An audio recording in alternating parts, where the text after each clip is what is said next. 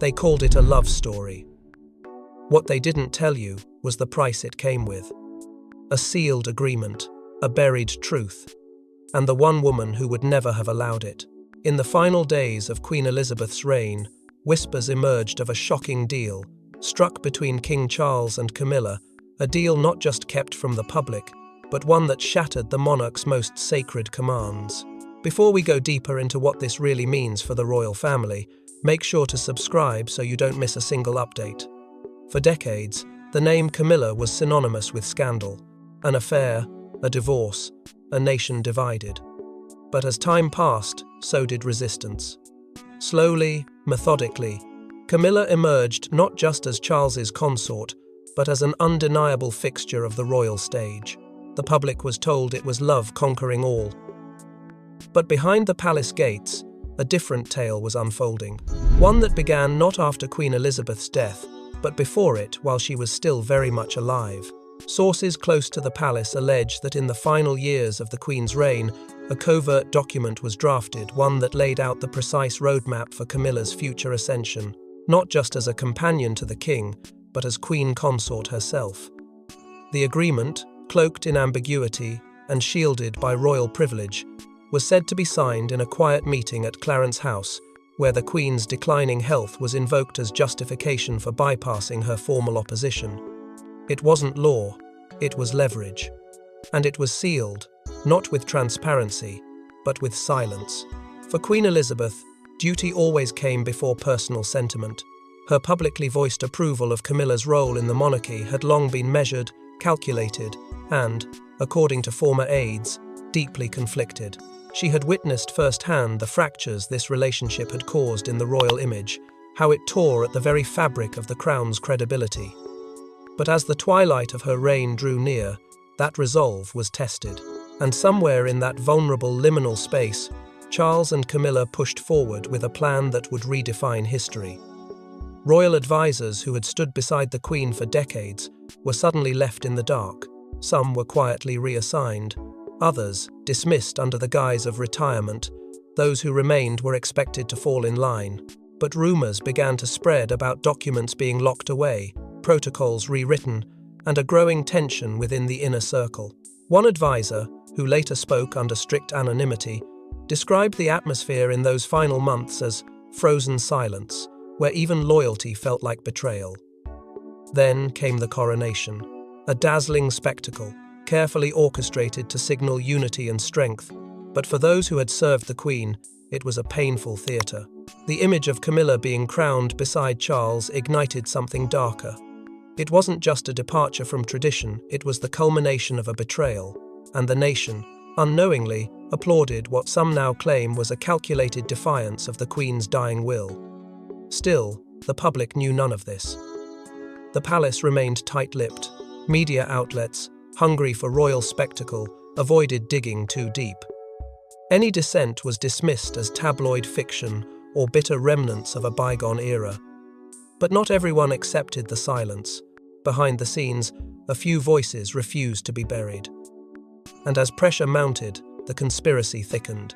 Whispers of a sealed document, of suppressed declarations, of promises made behind closed doors, they all pointed to one undeniable truth: that something had been orchestrated in the shadows, something that Elizabeth, had she lived to see it unfold, may never have forgiven.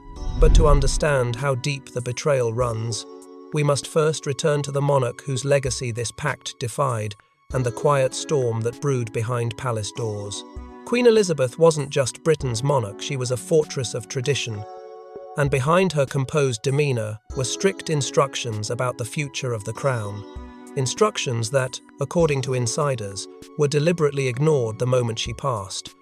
What exactly did she forbid, and who had the most to gain by defying her? The Queen reigned not simply through lineage, but through restraint. In a world that changed faster than any monarch could control, she remained a symbol of unwavering composure. Her philosophy was simple: duty before desire, institution before individual. Every scandal that touched the royal family was met with that same steel resolve: shield the crown, even if it meant sacrificing affection, approval, or even her own children's comfort.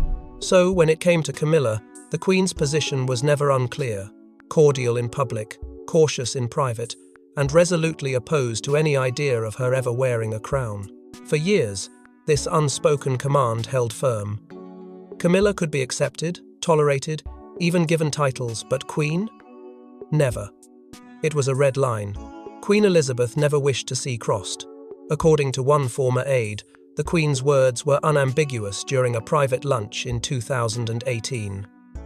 "She may be Charles's wife, but she will not be mine." And yet, that very line was blurred in the final chapters of her reign, blurred by whispers of confidential letters, coded conversations, and unrecorded discussions held deep within the seclusion of Balmoral Castle. Multiple sources now claim that shortly before her passing, the Queen called upon a group of senior advisors not to discuss ceremony or celebration, but contingency. What would happen if Charles insisted on Camilla's coronation? What powers would the monarchy lose in the face of modernity? There, in the fog of failing health and mounting pressure, she allegedly conveyed her final instruction: preserve the dignity of the crown, even if it means denying Camilla the title. One advisor claims this guidance was later recorded and passed on as an oral memorandum, not an official royal decree, an omission that would prove fatal. Because just days after her death, that very guidance vanished. Some say the document was quietly misplaced in the royal archives. Others claim it was never written at all, only spoken behind closed doors, intentionally left undocumented, giving Charles all the leverage he needed. Then came the uncanny timing. Mere hours after the Queen's passing, palace correspondents received advanced drafts of press releases. One in particular sent shockwaves. It confirmed Camilla's position as Queen Consort, framed carefully as a long-standing wish of Her Majesty. A wish many insiders insist she never voiced. What began as a gesture of continuity now looked like a well-rehearsed orchestration. The public, still mourning, accepted it without question. But those within the Queen's inner circle knew something wasn't right. Meetings once described as ceremonial were now being exposed as tactical. Figures once trusted were reportedly pressured into silence. One loyal courtier, speaking off record, confessed, "It was like watching history being rewritten with the ink still wet." Behind the veil of tradition, the Queen's legacy was being reshaped not through reverence, but through erasure. The irony was painful. For the monarch who spent her life defending the throne from chaos, her final wishes were the very first to be dismissed.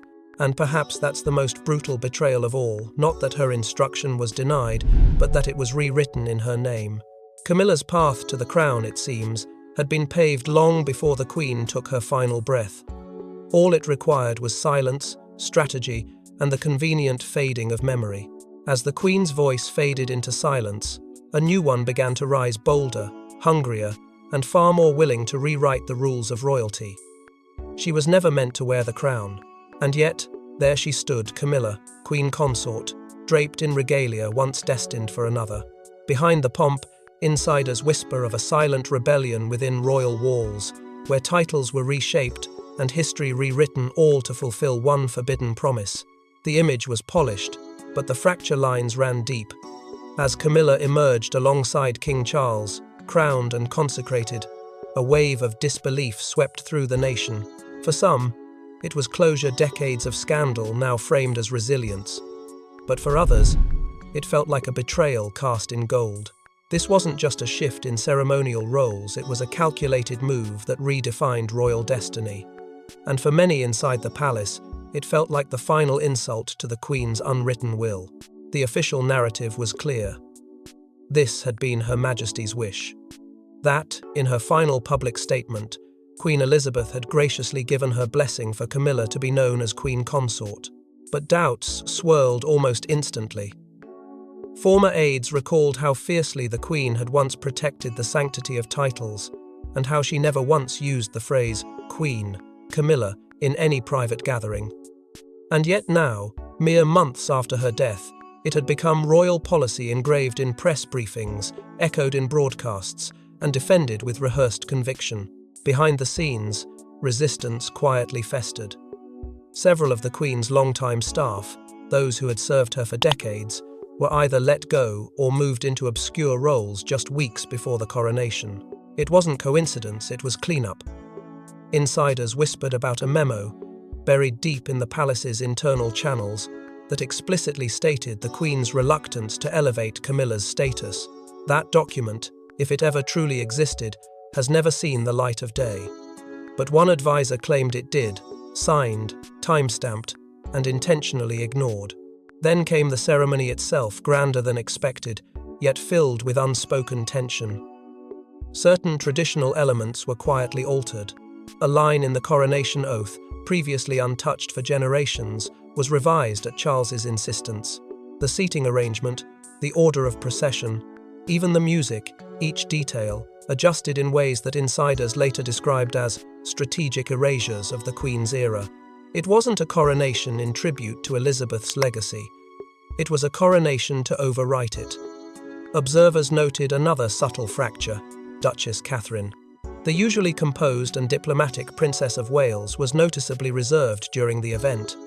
No smiles toward Camilla, no warm glances, no effort to conceal her coolness. Some speculated it was grief, others knew better.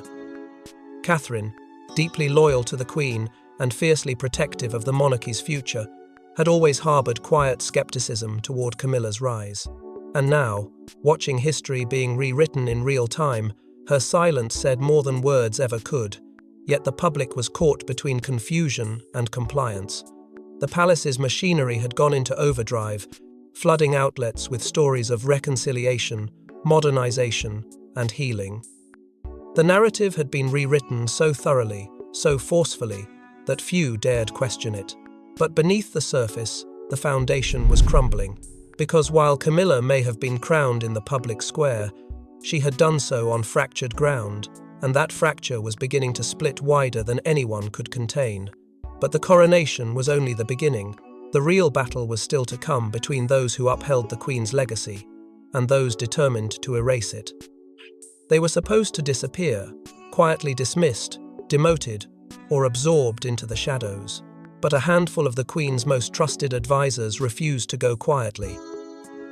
When Queen Elizabeth passed, the expectation within the palace was clear. Transition swiftly, celebrate continuity, and bury the past both figuratively and literally. But no plan accounted for defiance, and certainly not from those who had stood closest to the late Queen. Among them were three names that began to echo in hushed tones across royal corridors. Sir Julian Hargrove, a strategic advisor with 3 decades of palace service, Lady Eleanor Blackwell, one of the Queen's most discreet correspondents, and Captain Thomas Ainsley, the former deputy head of security. These were not rogue outsiders, they were the inner sanctum, and what they revealed in fragments sent shudders through the monarchy's core. It started with a statement softly uttered, but heavy with consequence. The Queen was clear Camilla was not to be Queen. Those words, allegedly spoken during a private Balmoral gathering less than 6 months before Elizabeth's death, had been relayed to staff, noted informally, and locked in memory. But when Captain Ainsley hinted at this conversation in a private setting, he received more than a warning. He was slapped with a formal confidentiality order and a quiet threat of legal action if he continued speaking to the press. That only deepened his resolve. Documents began surfacing anonymous, redacted, yet disturbingly specific. A meeting log showed Charles's legal team had held several private briefings with constitutional lawyers just weeks before the Queen's health deteriorated. Another note referenced a liaison with a government official about accelerated title adjustments, dated curiously close to the same time advisors were being shuffled or removed altogether. The reshuffling wasn't subtle, it was strategic. Those loyal to the Queen's conservatism were sidelined. Those amenable to Charles's vision found themselves promoted. But the most damning piece wasn't a conversation or a confession. It was a single internal memo, leaked in fragments to a foreign journalist and now passed hand to hand in whispers. At the top, stamped in bold, Q.E. Protocol override. The contents remain officially sealed, but insiders claim it outlines steps to bypass traditional succession etiquette, steps that specifically included reframing public narrative surrounding spousal title, and expedited advisor transition for new sovereign, if true. It not only contradicts the palace's official timeline, but confirms that the crowning of Camilla was a foregone conclusion, planned, plotted, and pushed through before the Queen had even taken her final breath. For Lady Blackwell, the silence became unbearable. She reportedly reached out to several journalists under the condition of anonymity, detailing how certain messages from the Queen, especially those concerning Camilla, had been deliberately omitted from public summaries. She had doubts, Blackwell insisted. She wanted duty, not indulgence, to guide the crown, and they erased that. Her words didn't reach headlines, but they ignited conversations in private rooms that had long gone quiet.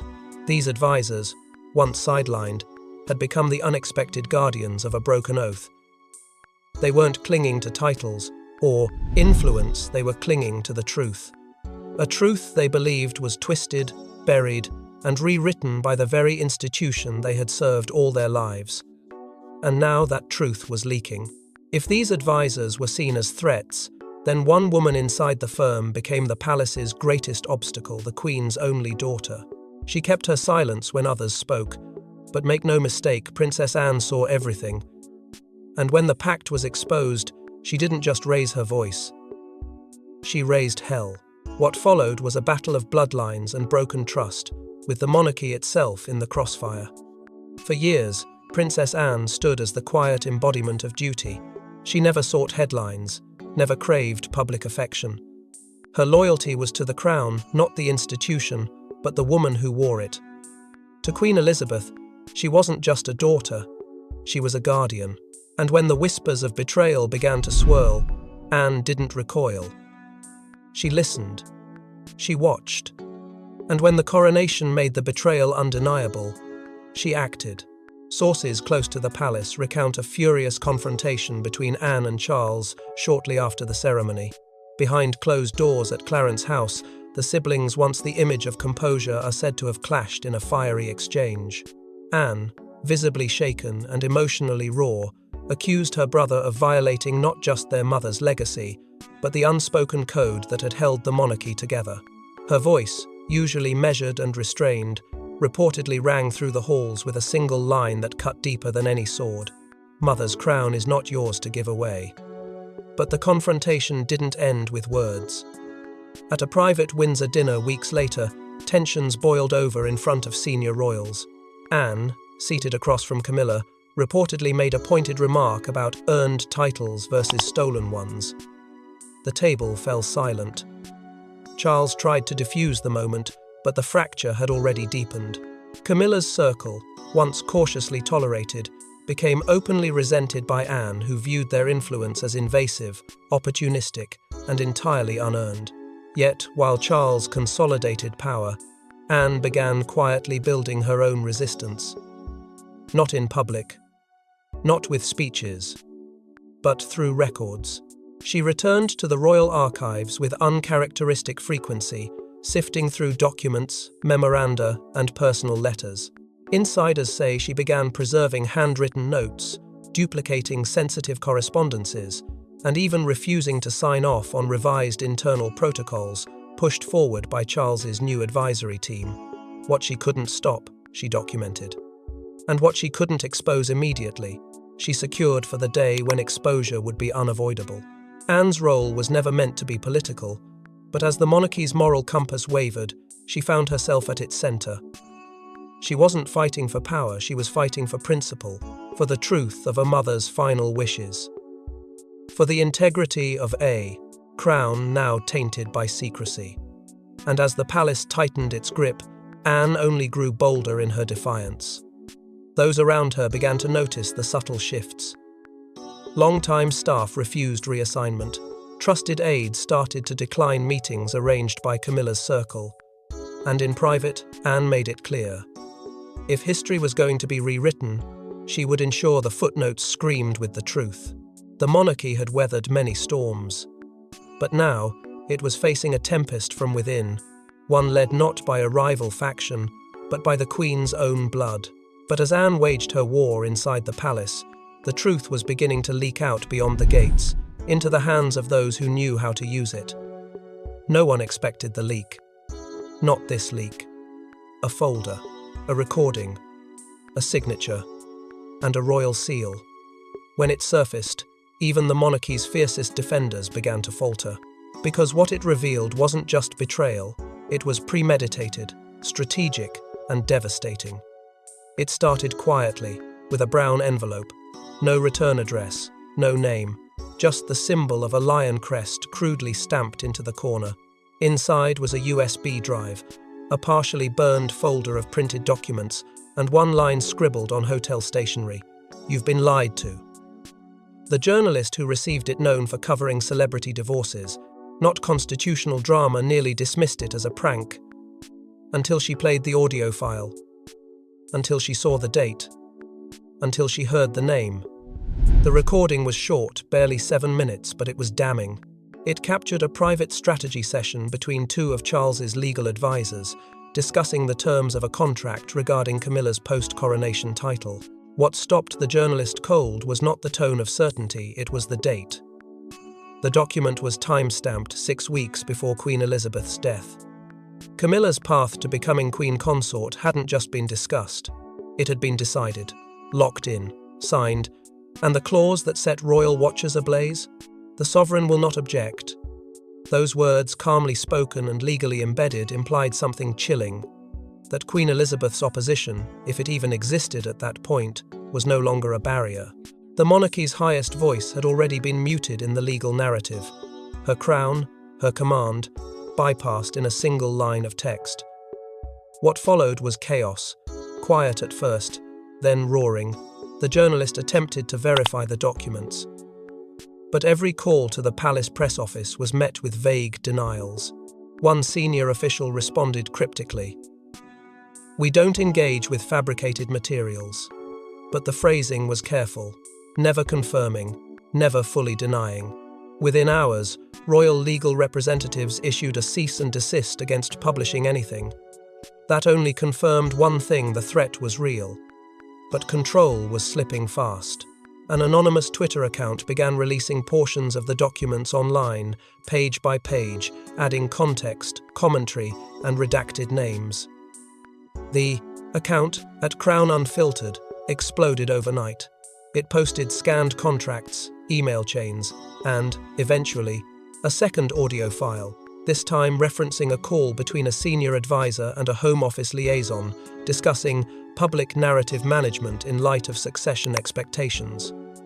Suddenly, it wasn't a scandal, it was a crisis. The royal household convened emergency meetings.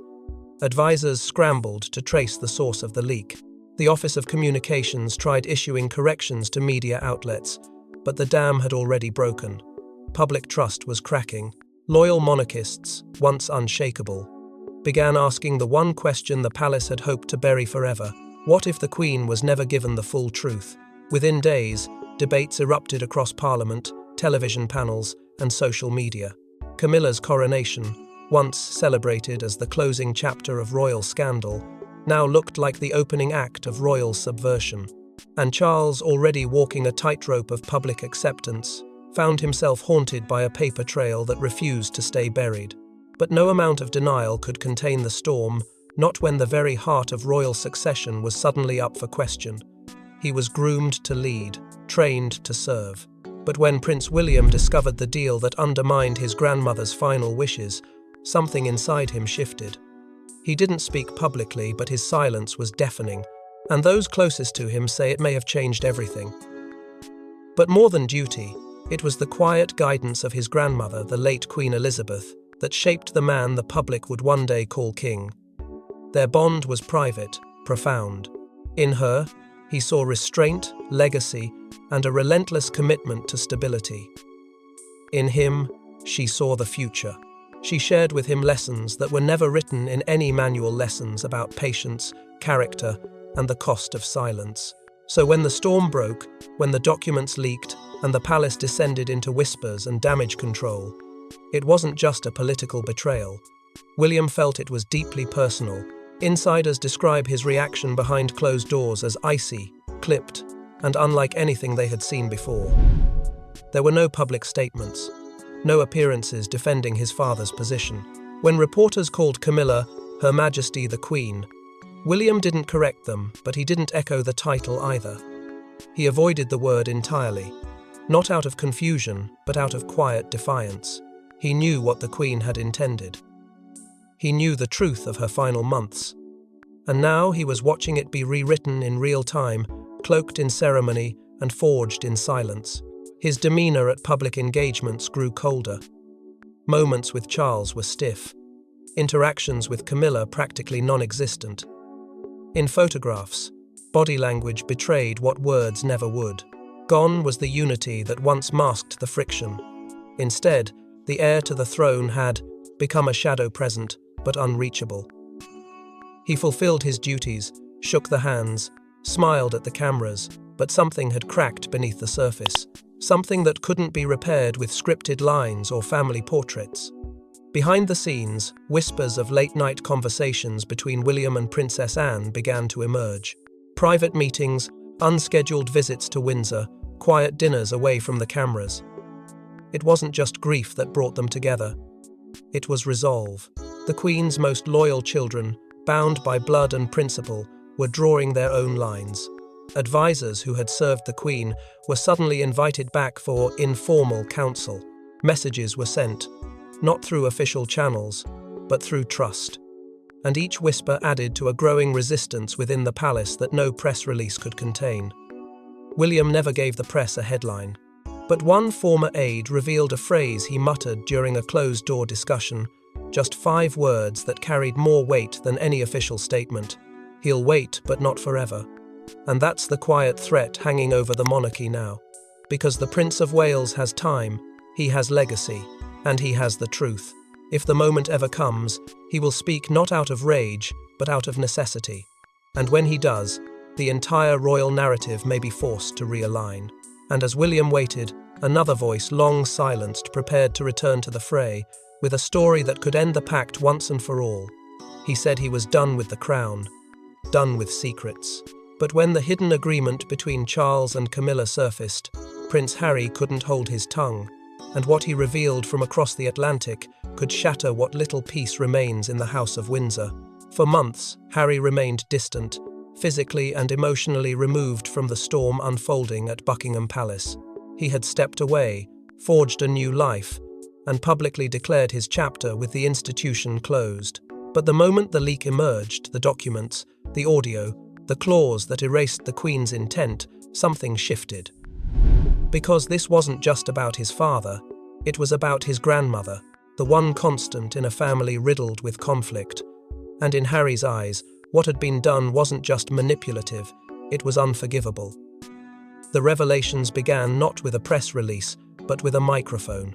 In a late-night podcast recorded in California, Harry finally addressed the swirling allegations. What began as a discussion on legacy quickly spiraled into something far more incendiary. He alleged that Meghan had been warned, early on, by a senior royal not to expect full inclusion because, as he claimed, Camilla was already fighting for space. He described whispered exchanges between Meghan and Camilla, cloaked in civility but laced with veiled condescension. According to Harry, the Queen was kept insulated from many of these dynamics, presented with only filtered versions of reality versions crafted by Charles's inner circle to manage optics, not truth. Then came the quote that detonated across headlines. Camilla didn't inherit that crown, she engineered it. Harry didn't mince words. He painted a picture of quiet manipulation, of calculated moves behind closed doors. And he suggested that by the time the Queen had passed, the machine around Charles and Camilla had already decided the outcome. The Queen's silence, he argued, was not consent, it was isolation. The backlash was immediate and polarizing. Supporters of the monarchy branded Harry's comments as disgraceful, but a growing portion of the public, especially younger generations, leaned in. The narrative was no longer black and white. It was blood versus blood, truth versus preservation, grief versus strategy. Book sales surged, talk shows lit up, and for the first time, serious debate erupted about the legitimacy of the Queen Consort's title, not as a matter of law, but of conscience. Inside the palace, the fallout was swift. A statement wasn't issued, but sources confirmed legal teams were consulted. A veiled warning found its way into the tabloids, hinting at potential consequences for continued defamatory insinuations. Yet, the damage had already been done.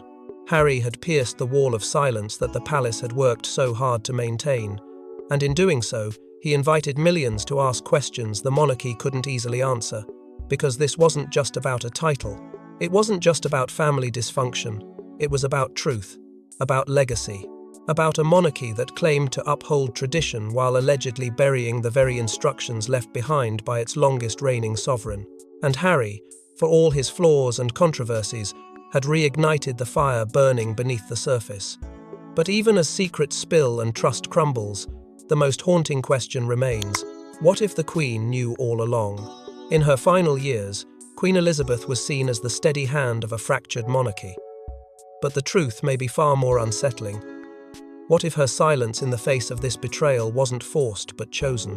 What if the Queen, too, signed something she could never take back? For a sovereign who spent 7 decades mastering the art of discretion, her final silence now feels deafening. As the revelations around Charles and Camilla's secret agreement consumed the monarchy, loyalists clung to the belief that the Queen had been deceived, sidelined, or shielded from the truth. But a more haunting possibility lingers just beneath the surface. What if she knew? Not just fragments, but the full scope of what was being orchestrated. What if the Queen, whose every move was a chess piece in a centuries-old institution, chose to look away? Insiders have begun to question the narrative. Some point to her increasingly limited public statements, which grew more cautious and calculated in her final year. Others reference her sudden and unusually warm endorsement of Camilla in that final letter, a letter now believed by some to have been drafted not from sentiment, but necessity. The monarchy was facing modern pressures. The family was fractured, public trust was thin, and Charles, for all his flaws, was next in line. Perhaps then, the Queen's decision was less about approval and more about survival. A calculated retreat, not an abdication of values, but a surrender to political reality. That decision, however, came at a cost. Among her older subjects, the generation who saw her as the last true guardian of duty, there is now a fracture in faith. To think that their Queen, so revered for her restraint and morality, may have knowingly allowed her own wishes to be overridden is almost too painful to accept. And yet, with every leak, every resurfaced document, every whispered confirmation, the possibility becomes harder to ignore. There's a tragic beauty in imagining that she was simply outmaneuvered, betrayed by those closest to her. But a more complex, more human truth may be that she compromised for the crown, for continuity, for peace. And in doing so, she allowed history to record a version of events that she may not have agreed with, but that she chose not to fight.